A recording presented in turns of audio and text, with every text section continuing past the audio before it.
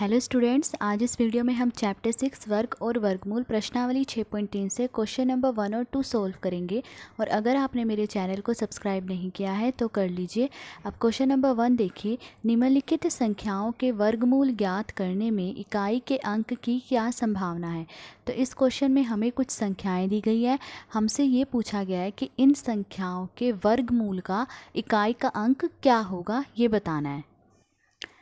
अब देखिए, हमें पता है कि 1 का वर्ग 1 होता है, 2 का वर्ग 4, 3 का वर्ग 9, 4 का वर्ग 16, 5 का वर्ग 25, 6 का वर्ग 36 होता है। ठीक है, ऐसे ही 8 का वर्ग 64, 9 का वर्ग 81 है। ठीक है, और वर्गमूल क्या होता है? वर्ग की प्रतिलोम संक्रिया, मतलब वर्ग की उल्टी संक्रिया क्या कहलाती है? वर्गमूल। जैसे कि 1 का वर्ग क्या है? 1, तो 1 का वर्गमूल क्या होगा? 1। ठीक है, 2 का वर्ग क्या है? 4, तो 4 का वर्गमूल क्या होगा? 2। 3 का वर्ग 9 है, तो 9 का वर्गमूल क्या होगा? 3। फिर 16 का वर्गमूल क्या होगा? 4। 25 का वर्गमूल क्या होगा? 5। 36 का वर्गमूल क्या होगा? 6। 49 का वर्गमूल होगा 7। 64 का वर्गमूल 8 और 81 का वर्गमूल क्या होगा? 9 होगा। अब देखिए, यहाँ पे संख्या क्या दी गई है? फर्स्ट पार्ट देखिए, संख्या दी गई है 9801। अब हमें बताना है कि इस संख्या के वर्गमूल का इकाई का अंक क्या होगा। तो देखिए, इस संख्या के इकाई का अंक क्या है? 1 है। तो अब यहाँ पर देखिए, ये जो वर्ग संख्याएं हैं, इनमें से किसका इकाई का अंक 1 है? तो अगर हम देखें 1 का, ठीक है, और 81 का जो है इकाई का अंक क्या है? 1 है। और इनका वर्गमूल क्या है? 1 का वर्गमूल क्या है? 1, और 81 का वर्गमूल क्या है? 9।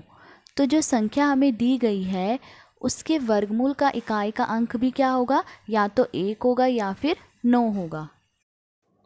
तो 9801 के वर्गमूल में इकाई का अंक 1 या 9 होगा। ठीक है, नेक्स्ट सेकंड पार्ट देखिए। अब संख्या दी गई है 99,856। अब हमें बताना है कि इस संख्या के वर्गमूल में इकाई का अंक क्या होगा। तो देखिए, इस संख्या का इकाई का अंक क्या है?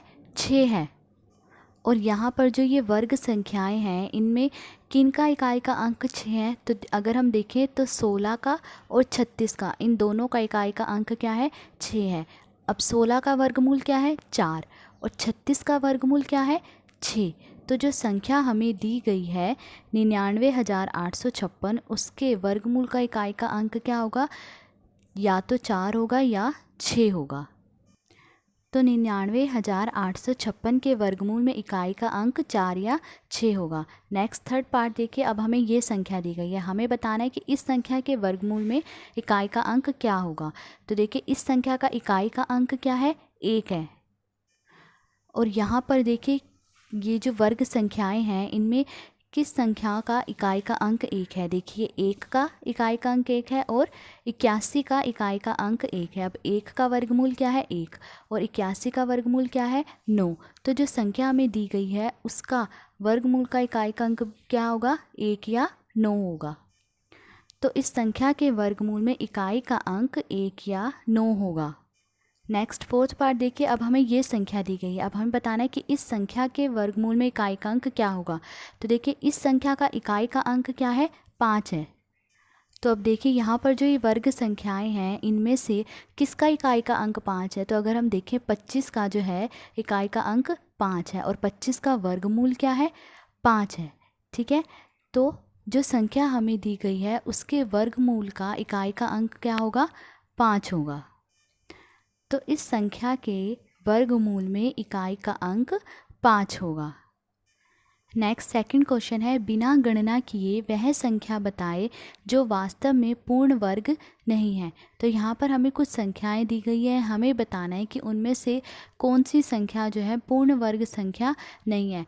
अब देखिए, हमें पता है कि कौन सी संख्याएं पूर्ण वर्ग संख्या नहीं होती, जिनका इकाई का अंक 2, 3, 7 या 8 हो, वो संख्याएं पूर्ण वर्ग संख्या नहीं होती। तो देखिए, फर्स्ट पार्ट दिया गया 153। अब हमें बताना है क्या ये पूर्ण वर्ग संख्या है। देखिए, ये पूर्ण वर्ग संख्या नहीं है, क्योंकि इसका इकाई का अंक क्या है? 3 है। तो यह जो है एक पूर्ण वर्ग संख्या नहीं है। तो 153 एक पूर्ण वर्ग संख्या नहीं है, क्योंकि इसमें इकाई का अंक क्या है? 3 है। नेक्स्ट सेकंड पार्ट देखिए, अगली संख्या है 257। तो देखिए, क्या यह संख्या पूर्ण वर्ग है? देखिए यह संख्या भी पूर्ण वर्ग संख्या नहीं है क्योंकि इसका इकाई का अंक क्या है 7 है, और हमें पता है कि जिन संख्याओं का इकाई का अंक 2, 3, 7 या 8 हो वो संख्याएं पूर्ण वर्ग संख्या नहीं होती है, और इसका इकाई का अंक क्या है 7। तो 257 पूर्ण वर्ग संख्या नहीं है क्योंकि इसमें इकाई का अंक 7 है। नेक्स्ट थर्ड पार्ट देखिए, अगली संख्या है 408। तो क्या ये एक पूर्ण वर्ग संख्या है? देखिए यह भी एक पूर्ण वर्ग संख्या नहीं है क्योंकि इसका इकाई का अंक क्या है 8 है, तो यह भी पूर्ण वर्ग संख्या नहीं है। तो 408 पूर्ण वर्ग संख्या नहीं है क्योंकि इसमें इकाई का अंक क्या है 8 है। ठीक है, नेक्स्ट फोर्थ पार्ट देखिए, अगली संख्या दी गई है 441। तो क्या एक पूर्ण वर्ग संख्या है? देखिए इसका इकाई का अंक जो है 1 है, इसका इकाई का अंक 2, 3, 7 या 8 नहीं है। अगर 2, 3, 7 या 8 होता तो ये पूर्ण वर्ग संख्या नहीं होती, पर इसका इकाई का अंक 1 है, तो यह जो है 441 पूर्ण वर्ग संख्या हो सकती है। तो 441 पूर्ण वर्ग संख्या हो सकती है। ठीक है, तो ये था क्वेश्चन नंबर 2। आज इस वीडियो में हमने क्वेश्चन नंबर 1 और 2 सोल्व करा। अगर आपको वीडियो अच्छी लगी हो तो please like, share and subscribe. Thank you.